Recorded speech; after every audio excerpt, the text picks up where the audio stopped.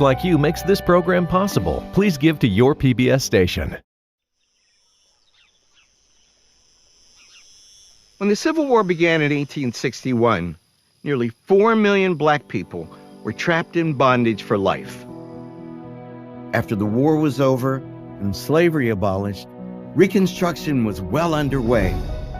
And although there were challenges ahead, black people were filled with an unprecedented amount of hope. Frederick Douglass felt triumphant.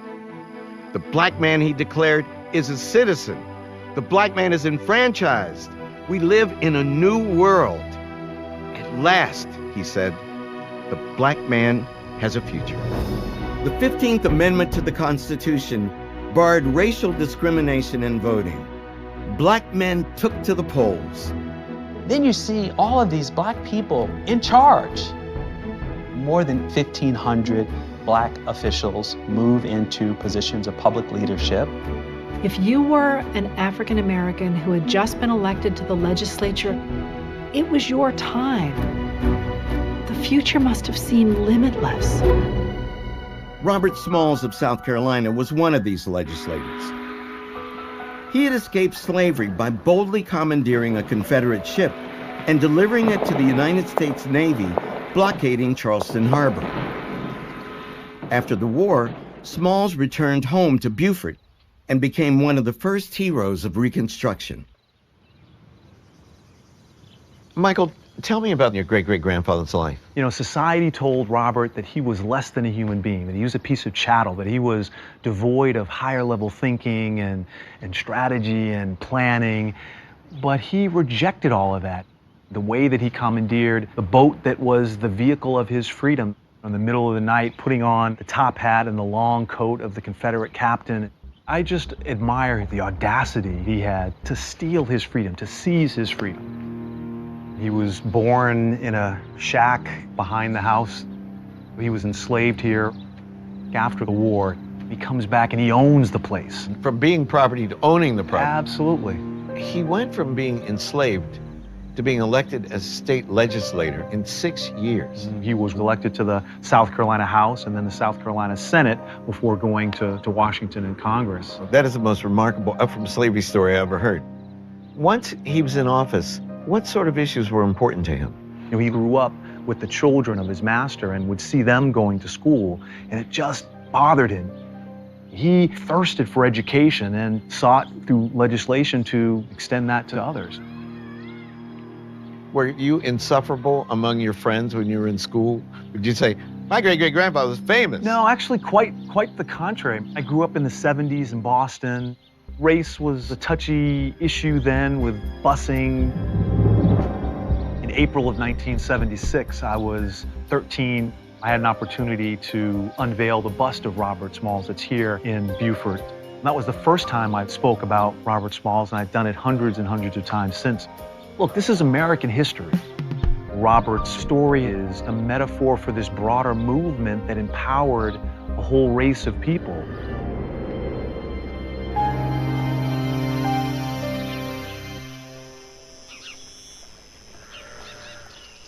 Reconstruction is a story of great expectations, enormous strides, and wrenching retreats. Early on, in its most hopeful moments, it seemed like a revolution was taking place in the halls of Congress. Tell me about where we're standing. What would this place have been like during Reconstruction? So this is the old hall, the House, now Statuary Hall. In the 1870s, when the African-American members were here, there would have been vendors in here selling food and snacks as members traversed the north-south access from the House chamber over to the rotunda on the Senate side. Tell me about the first black congressman. First is Hiram Revels from Mississippi. He's elected to the U.S. Senate, and he comes in February of 1870, and he's celebrated as the 15th Amendment in flesh and blood, the symbolic triumph of Reconstruction. And then in December, we have Joseph Rainey of South Carolina, first African-American in the House. How would they have been greeted? They didn't exactly roll out the red carpet, but the door didn't get shut either. Many of the African-American members lived in the same neighborhoods that white members of Congress did. So they weren't segregated in that sense, but they oftentimes had to pay higher rents. It's a black tax.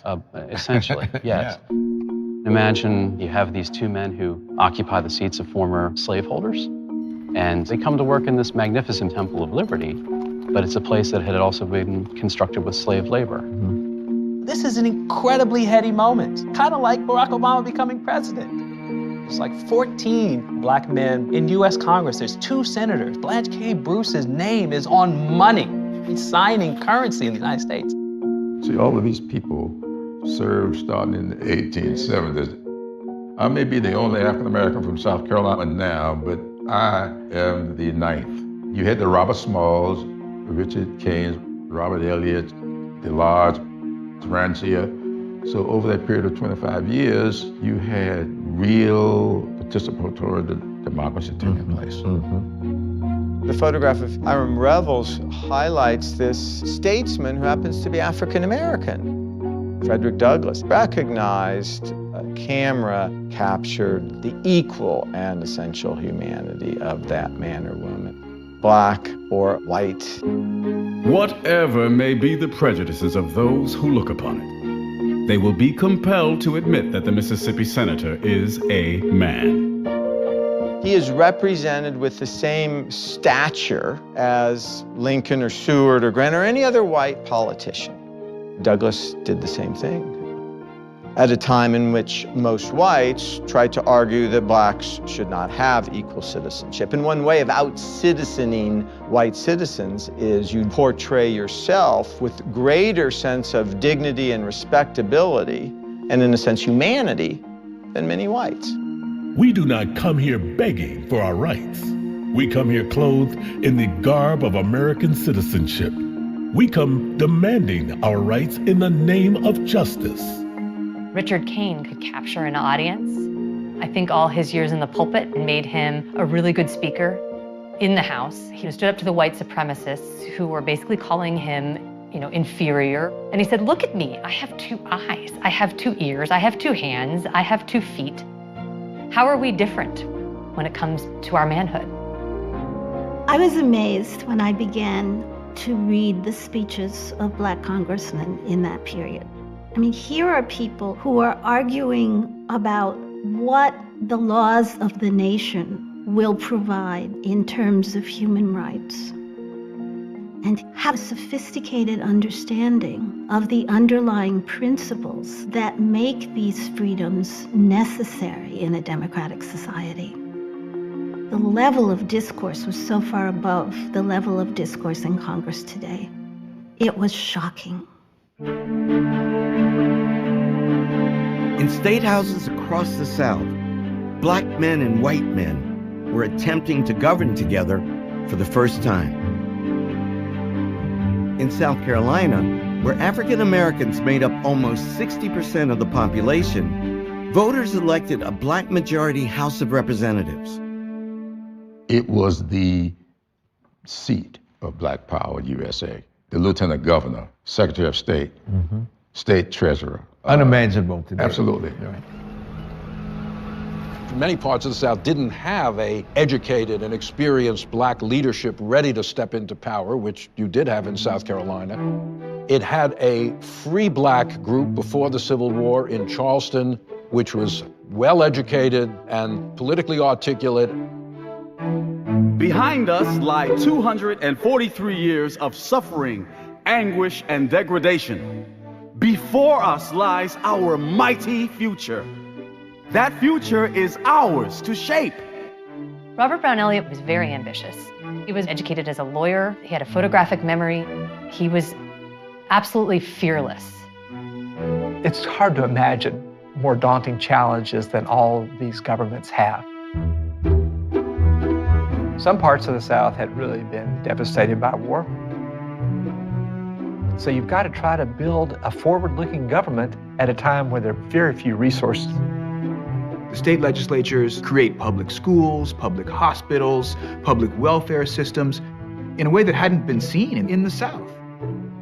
Black men go into these legislatures with an idea of how they're going to improve their communities. One of the most important things they do is to establish free public schools. There were no public education systems in most of the southern states. If you had money to buy it for your children, you had it. If you didn't, well, you did without.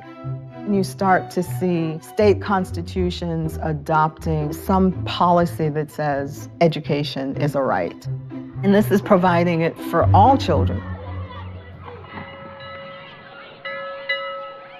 Across the former Confederacy, free schools opened for both black and white children. Only a few years earlier, there were laws in the books in the South that prohibited enslaved people from learning to read and write. Black people knew how much their freedom depended upon literacy. It was not uncommon to see 5-year-olds and 95-year-olds flocking to schoolhouses for a chance to learn how to read. Free blacks realized white families are not going to send their kids to school with blacks. And so in every single state, you had separate schools. And black leaders generally said that's okay. As long as black people get education, we're not going to try to force whites to go to school where they don't want to. And many black parents wanted black teachers. They didn't trust white teachers to be fair and to have the right attitudes for their children.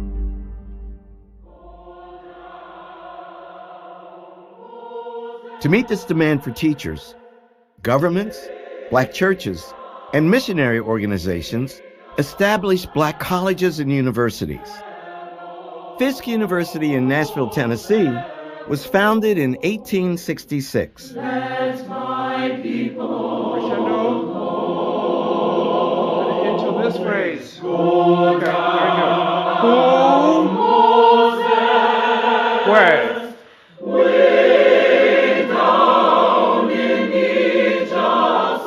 The Fisk Jubilee Singers became the voice of Black Reconstruction. They introduced the world to the artistry of freed people and to the songs of their enslaved ancestors, the spirituals. Most white people who had ever seen blacks on stage had done so in the minstrel show. Minstrels, white men who would paint their faces black, enlarge their lips with white makeup, and spoof the African American. America found this entertaining. But in concert after concert, first in Northern American cities and then in Europe, the singers defied expectations. They had a decorum and a dignity on stage that challenged all of the prevailing stereotypical images that white Americans had. These are songs of overcoming. They were about healing. They were about love. They were about the black struggle. They allowed someone else to understand what it means to be in your world or in your shoes. Coming forth to carry me home. Using profits from performances, Fisk was able to buy the land on which it sits today. Fisk is one of the many historically black colleges and universities established during Reconstruction that are still educating students. Black people were also beginning to make inroads into other spheres of American life. They were buying land, setting up businesses, and becoming economically independent. I started a farm. I own one lot, 7 acres, another 1 acre, and another about 1/4 of an acre. I bought myself a little plantation. I bought another place, and together, that makes 98 acres. I bought 150 acres. I have about 50 or 60 acres tended. I rented 43 acres of land. I have a good crop in. My husband put up an elegant blacksmith shop. I have a son I sent to school. It's a moment of possibility. They have reunited their families, they have formalized their unions, they have property, they have their own businesses. The 14th Amendment had granted equal citizenship to all Americans, especially African Americans. It was about being able to claim an American birthright, full citizenship. They saw themselves as really moving forward. What does real equality look like? It looks like equal protection under the law. Now African Americans could serve as sheriffs. So they were able to go out and make arrests and bring white perpetrators in for justice. Black people get to be judges. They get to sit on juries.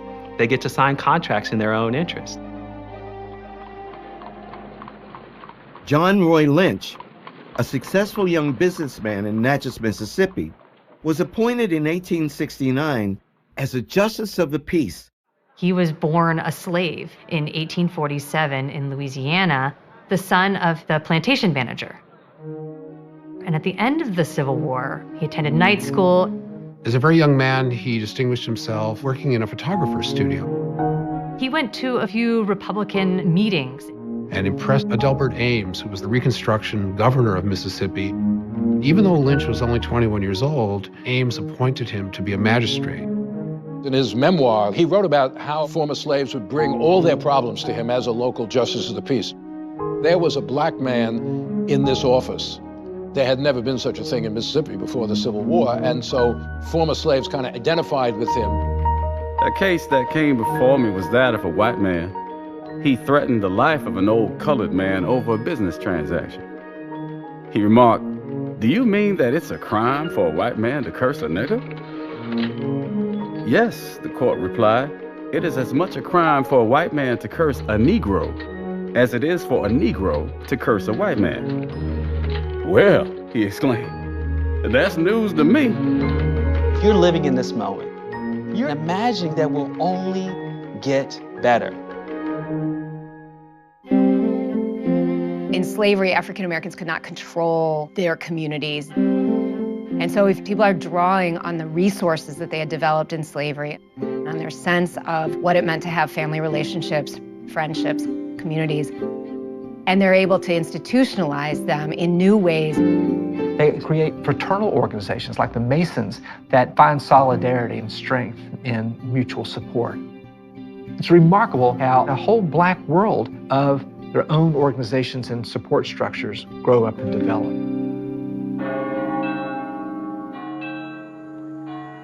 During Reconstruction, churches became the cornerstones of the black community. Many enslaved people had been forced to worship in secret or only with the master's blessing. But now, black people were free to worship God any way they wanted. At Mother Emanuel Church in Charleston, South Carolina, the Reverend Richard Kane helped revive a congregation that had been banned under slavery. How did you first hear about your great-great-grandfather? Did your mother say, "You come from people"? That's what my mother would have said. Yes, your great-great-grandfather was the greatest black preacher in history. Yes, my mother and my great aunt, and they always talked about Richard Harvey Kane and the great work that he was able to do. He was born free in what's now West Virginia, was a pastor of Brooklyn in 1965. Some people would have said, "Stay in Brooklyn where it's safe." He said that he felt like a lion bound. I mean, he wanted to be here in the South and be a missionary to the newly freed slaves. I don't think people today understand the role of the church in the 19th century. The church was their institutional universe. Yes, the black church was the center of everything that happened with the community, the emotional, the educational, the political. Kane taught the newly freed slaves that they were no longer inferior. They could accomplish anything. And he epitomized that. Yeah. He was a one-man band for the black community. Oh, yeah. Entrepreneur, minister, editor, writer. Yes. Congressman, state senator. Too powerful, too influential. Yes, yes. And therefore a danger. Yes, he lived in constant fear. One of the most tragic aspects of Reconstruction is that the more African Americans achieved, the more they put their lives at risk. I could hear the noise of the horses. They Ku Klux my house. They had on white gowns, masks on their faces. 75 men. They were Ku Klux. They tore her clothes off. I was blindfolded. Cut me with knives. They whipped me. They whipped me. Put a rope around my neck to hang me. Southern Democrats used violence and terror tactics to disrupt Republican control and plot their return to power. They saw themselves as the redeemers of their states. Violence is efficient, it's easy, it's fast, and you can often do it under the cover of night. Klan attacks become so pervasive because that's how widespread the fear of Black enfranchisement is.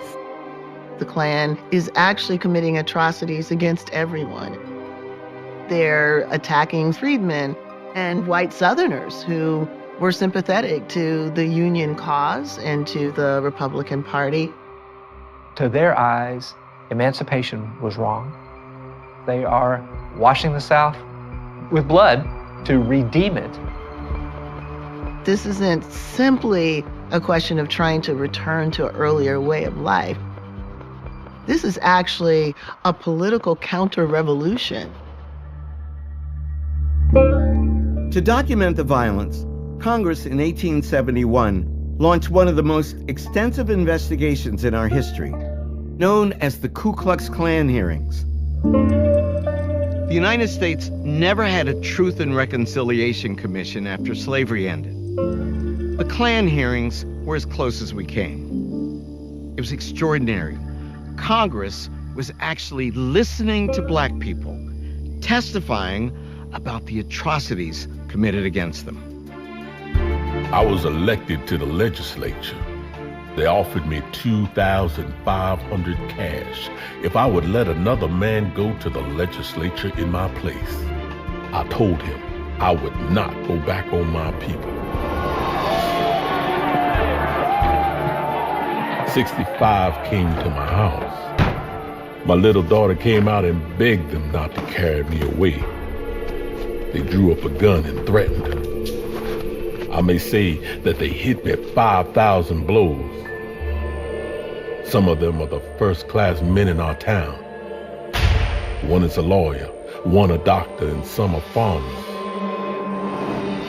My little daughter never got over it until she died. I have never got over it yet. It broke something inside of me.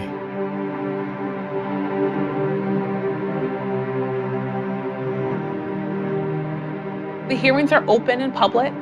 Women showed up at those hearings, and it took a lot of courage for them. They could face retaliations by the KKK. But they want the world to know what had been done to them. All the time I was planting my crop, they worried me about if they ever saw me, they would hurt me. Whites are really attacking Hannah and her family because they had been too successful. It's jealousy. It flies in the face of the idea that Blacks are inferior. 5 men bulged right against the door. George McCrae catched the little child by the foot and slinged it out of my arms. He carried me to a pine, tied my hands there, pulled off all my linen. They said, "God damn you, you are living on another man's premises." I said, "No, I'm living on my own premises." I gave $150 for it. They whipped me from the crown of my head to the soles of my feet. Every time they would go off, George McCrae would get his knee between my legs, say, "Old lady, if you don't let me have to do with you, I will kill you." He said, "God damn you, I'm gonna kill you." There are 8,000 pages of testimony given by everyday Americans. This is a haunting tale of American history and something that we don't talk about enough.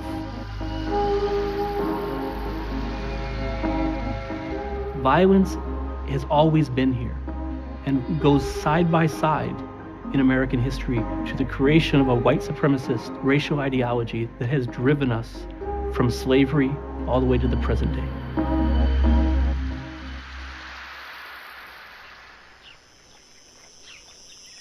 The Union war hero, Ulysses S. Grant, had run for president under the slogan, "Let us have peace." But as reports poured in from the former Confederate states, it was becoming painfully obvious that the terror was not going to stop. Grant didn't start out as a hero in terms of race relations. At first, he was very dubious about the fighting abilities of Blacks, but he ended up becoming one of the greatest champions of recruiting and arming and equipping Black soldiers. He had a remarkable record in terms of integrating Blacks into the federal government. Grant's reaction to Klan violence is a strenuous one. He makes it clear to the Speaker of the House that Congress is going to have to address the situation. Grant was in step with a Congress that was determined to take action. Congressman Rainey, when he was arguing for protection against the Klan, said that when he and other black congressmen left the seat of government to return home, they were at risk. There were a couple of incidents where he and others were physically confronted on the road, and only the intervention of federal troops kept things from taking a dire turn. He had absolutely no patience listening to anyone say that maybe the Klan didn't really exist, maybe it wasn't such a big problem. Rainey would say, I just saw them a couple of days ago. What are you talking about? And then go on to deliver a very convincing lecture, saying that that violence was treasonous and the federal government had an obligation to do something about it. Congress passed a series of enforcement acts to address the crisis, the third of which is known as the Ku Klux Klan Act.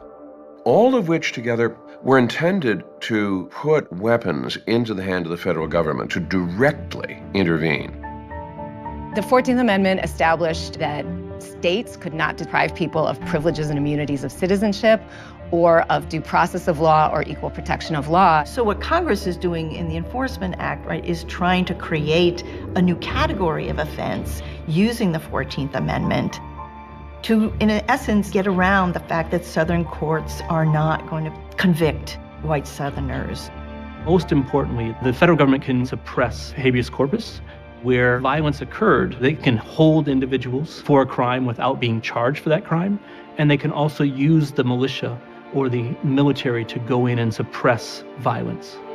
To spearhead the operation, Grant appointed Amos T. Ackerman as Attorney General of the newly created United States Department of Justice, established in the executive branch in 1870. He supervises the deployment of federal troops to restrain violence.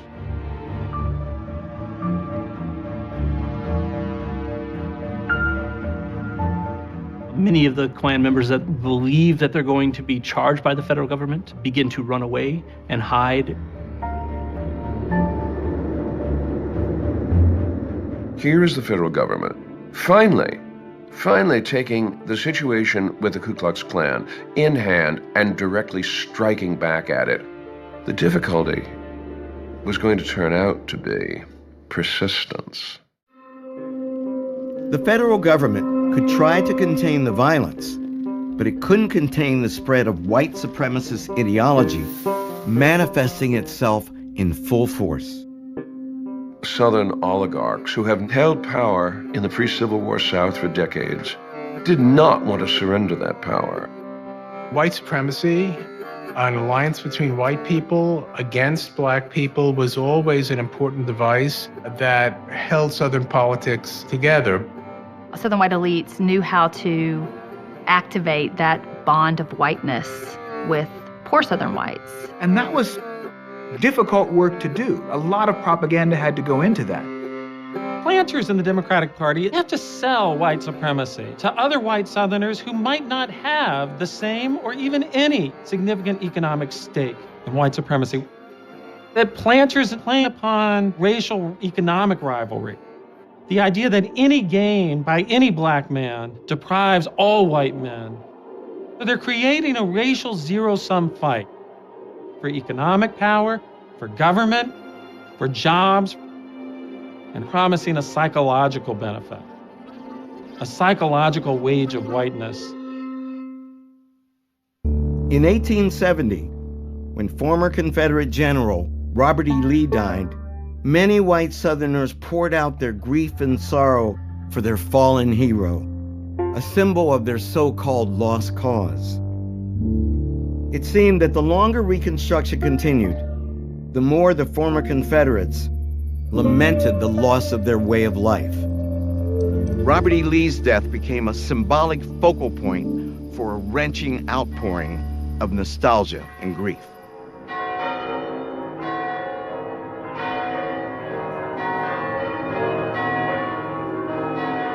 When he died, it's like a king has died. bells ring throughout the South. Schools closed. People closed their stores. They wore sashes and put things on their doors to commemorate his passing. Newspapers border their entire pages with black. They mourn him as if this is the second time they have lost the war. In the eyes of the white South, here was a man who embodied the things that they admired the most: manly courage, Christian virtue, devotion to those underneath him, of his soldiers, and a kind of apparent paternalism toward enslaved people. And not only was Lee this perfect person, but he had been the perfect warrior. He had outsmarted the Yankees, but he was always up against larger forces. He helped create that myth at Appomattox that we have succumbed in the face of greater might. Our cause was not unjust, it just happened to have lost. It became a lost cause. When great leaders die, or when persons die that people think of as great leaders, people are guided by emotion. As a consequence, you have this cult of Robert E. Lee developing. And in fact, the cult of Lee had become so powerful by the 1870s that Frederick Douglass remarked that you could not pick up a newspaper nowadays without reading the most nauseating flatteries about Robert E. Lee.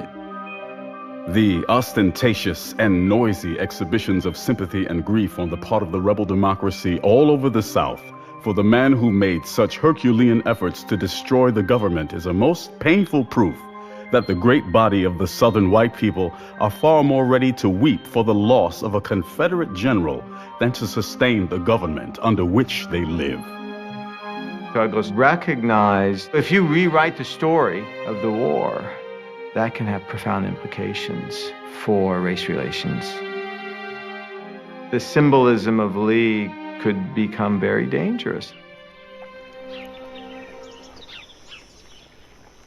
The clock was ticking on Reconstruction, and the presidential race of 1872 was a test of its popularity.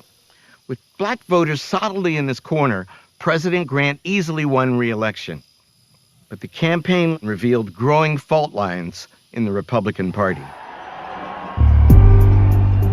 Grant faced a renegade liberal Republican movement that was critical of the mainstream of the Republican Party. Their good government types were very upset by the scandals that had been exposed in the Grant administration. Credit Mobilier was basically a phony company that was set up to provide financing for the Pacific Railroad project, and it laundered money. It made lots of money for corrupt individuals. The difficulty is that those corrupt individuals were often members of Congress. Grant was personally quite honest, but he seemed blind, credulous, almost childlike to the presence of unscrupulous people.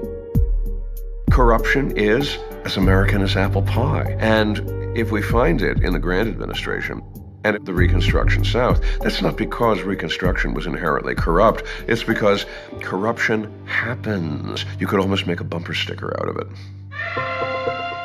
Liberal Republicans are also adopting more of a states' rights position now. We can't just keep intervening in the South, and nominated their own candidate for president, Horace Greeley, the editor of the New York Tribune, a long-standing anti-slavery advocate. Greeley made this famous statement that he's confident that masses of our citizens, North and South, are eager to clasp hands across the bloody chasm that divides them. The split in the Republican Party is the harbinger of a retreat from Reconstruction.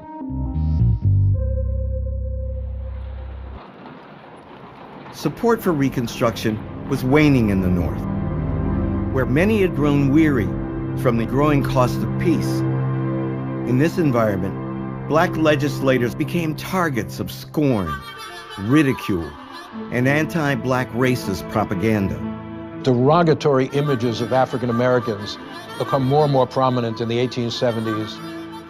Even someone like Thomas Nast, who was a very vocal advocate for African American political rights during Reconstruction, used his artistry with Harper's Weekly to depict the African Americans in South Carolina, for example, where they have a black majority, in the most vile ways. James Pike, a Republican, works on the New York Tribune, publishes this book called The Prostrate State. South Carolina is under the rule of barbarism, incompetence. He has a famous passage in which he's describing really buffoons. Those who are not buffoons are corrupt or incompetent. He hammers again and again and again on almost animalistic stereotypes of field workers to say, really? Are these the people you want to have in charge of your government? Passing laws that suck tax dollars out of hardworking Americans? No. And in fact, we're pretty sure they shouldn't be parts of polite American society at all. They perpetuate an idea that Reconstruction has effectively failed and that the federal government and the Republican Party needed to cut its losses and remove itself from the South. Leave the Negro to those who know him best. White Southerners. As enthusiasm for Reconstruction dwindled in the North, Democrats felt emboldened to intensify their counter-revolution throughout the South. Year after year, election after election, they would not relent. In 1873, amidst the fallout from a fiercely contested election in Louisiana, black Republicans in the town of Colfax staged an armed occupation of the courthouse to prevent Democrats from taking over the Perry seat.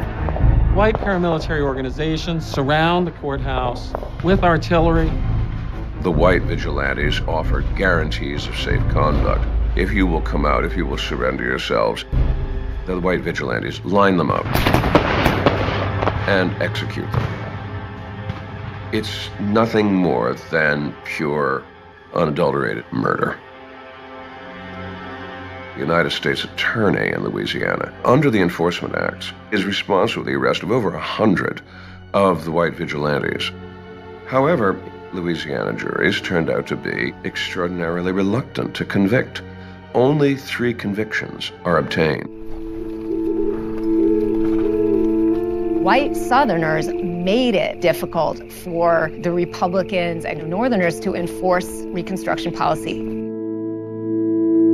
The organized white supremacist groups were trying to make the cost of federal intervention higher than the federal government was willing to bear.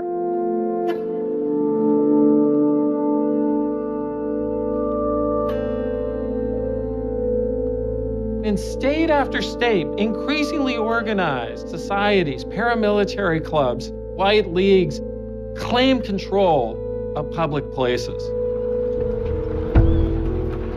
John Roy Lynch, now a congressman, was targeted when he returned home to Mississippi to campaign. At Fayette, they paraded the streets, yelled, fired cannon. Each club had a wagon with fodder. Colored men said these wagons contained guns. Democrats had all gathered around the place. I took the stand. They commenced to yell at the top of their voices so as to drown out every word I attempted to utter. Southern whites were attempting to take the South back. The red shirts and the Knights of the White Camellia. That's essentially what the so-called redemption movements were. They are the ones who are defending the right order of things in civilization, that white people control black people. And that's the way it should be.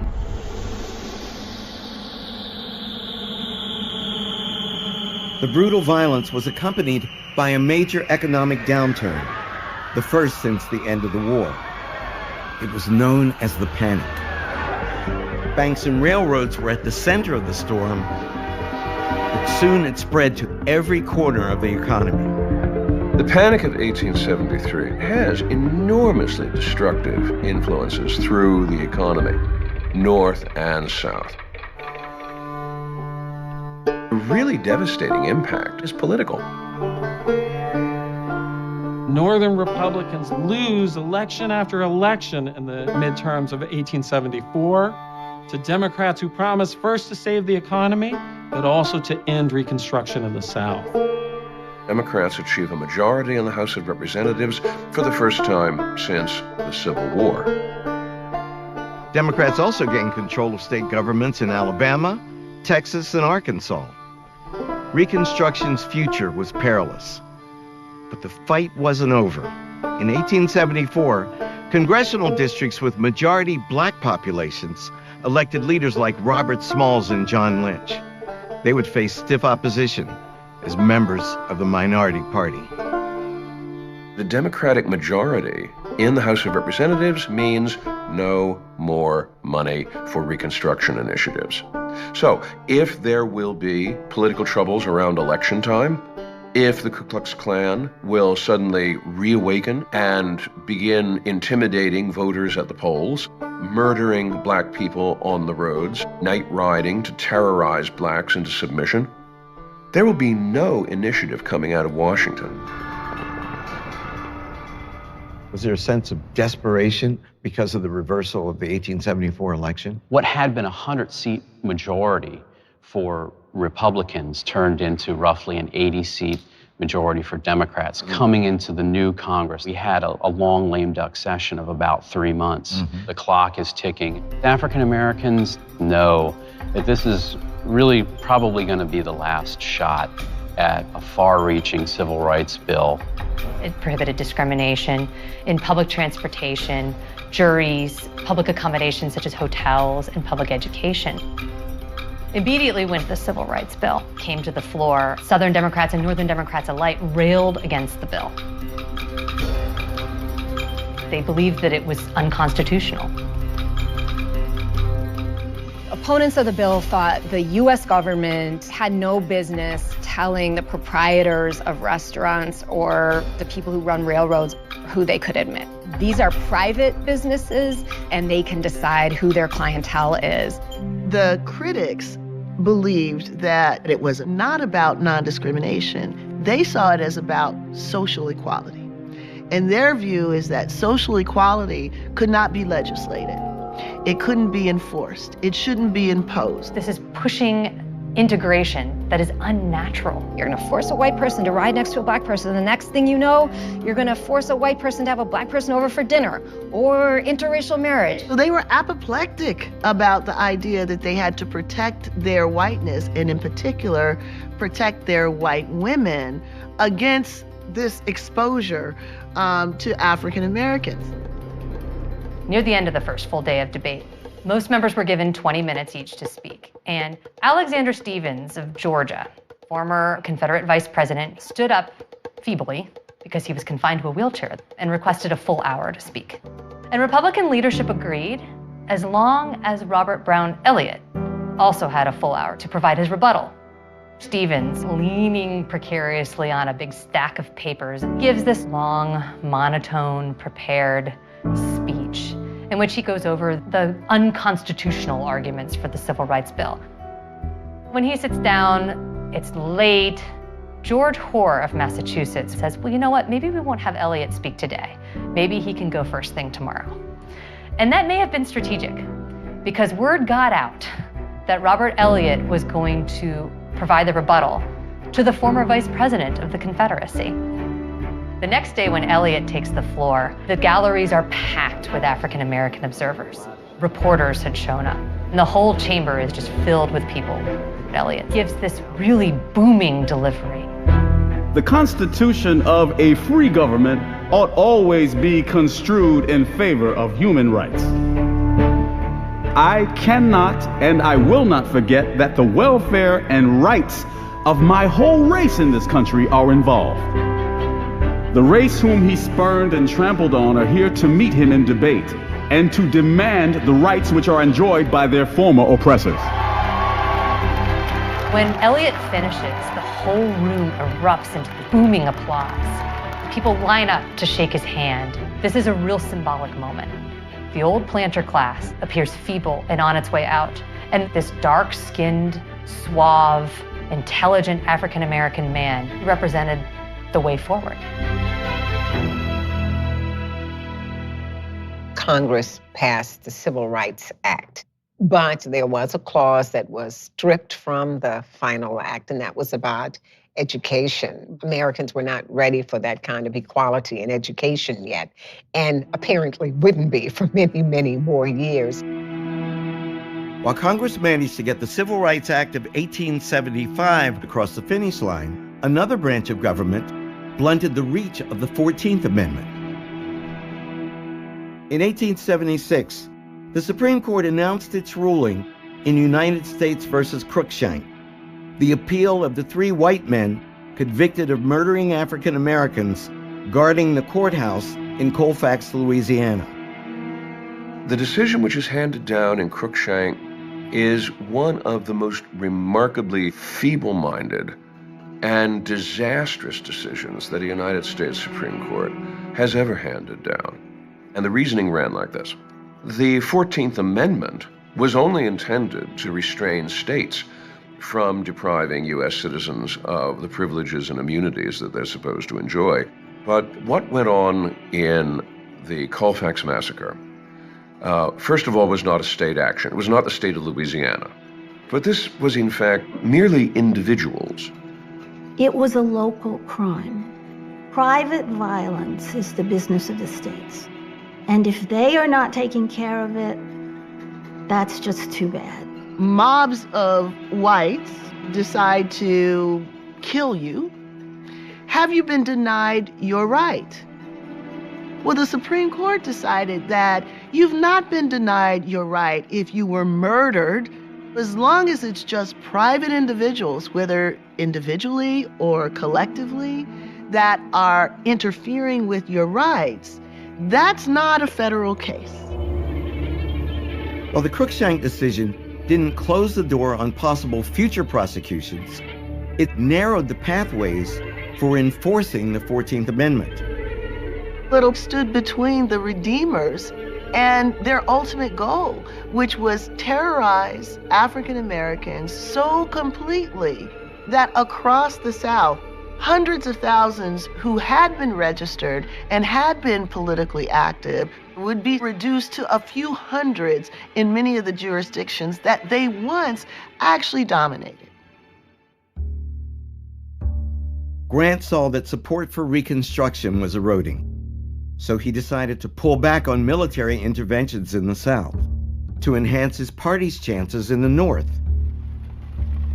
With the next presidential election months away, Washingtonians, black and white, came together to honor a past president, Abraham Lincoln.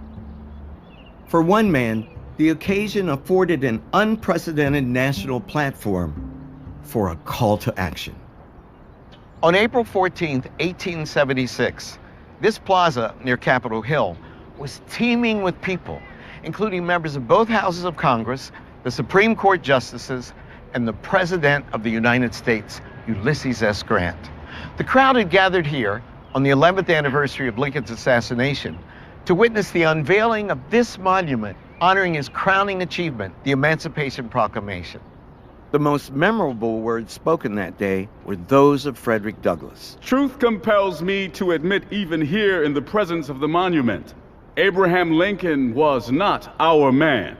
He was preeminently the white man's president. You are the children of Abraham Lincoln. We are best his stepchildren.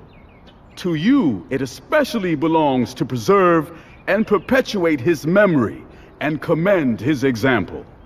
When he says Abraham Lincoln was a white man's president, you go, whoa, that is an amazing thing to say in front of the most powerful politicians in the Republic in the year 1876. It's shocking. Yeah, it's a presidential election year. It appears that Reconstruction is unraveling. He used this opportunity to make a speech about the responsibility of the U.S. government, which was sitting right in front of him, to hold together whatever was left of Reconstruction if they could. There's this understanding in 1876 that blacks have all the rights now that they should expect. We have the 13th, 14th, and 15th Amendments. The Republican Party, it's become a party of large financiers, corporate men, and captains of industry. Now let's focus on the economy. When Republicans cast around for a likely candidate, Rutherford B. Hayes seems to be the man. He finished the war as a Union general.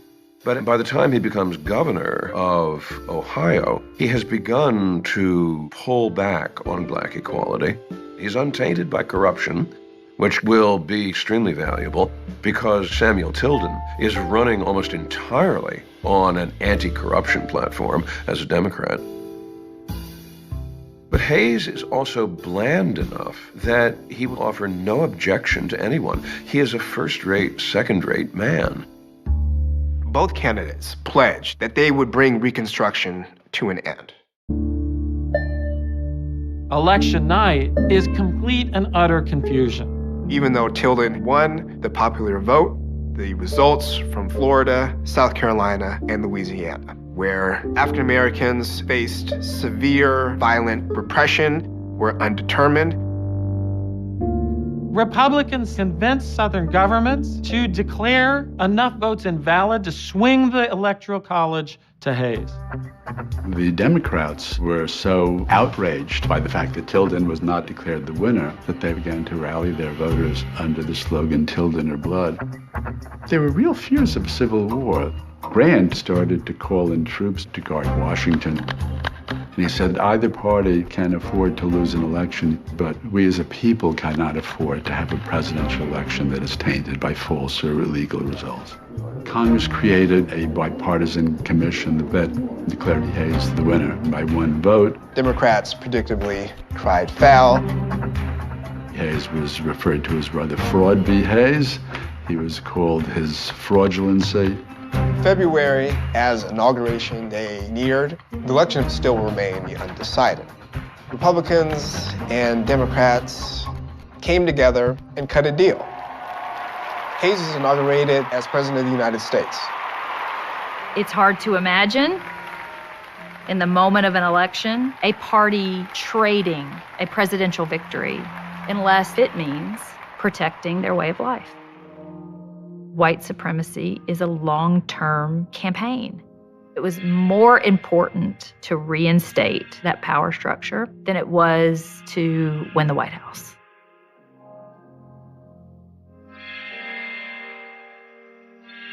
Hayes promises white Southerners that he will leave the South to conduct its own affairs unimpeded, and that the Negro problem will be its to solve. These federal troops would stop enforcing the kinds of reforms that had marked the Reconstruction era. The Southern states had been redeemed.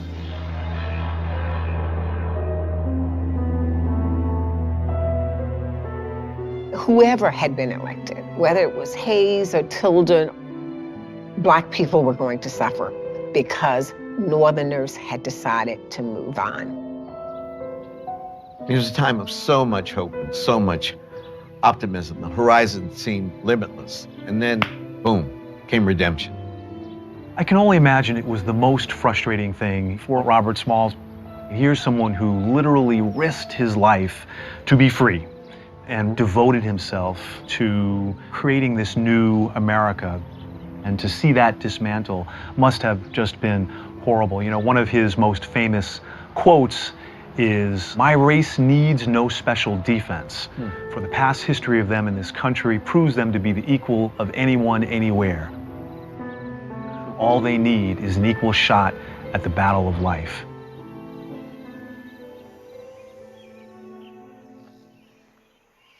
From the very beginning, the success of Reconstruction depended on the will of the nation to hold the line against the forces of violence eager to undo it.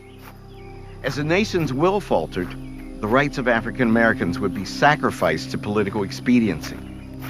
After 12 tumultuous years, Black people faced an uncertain future.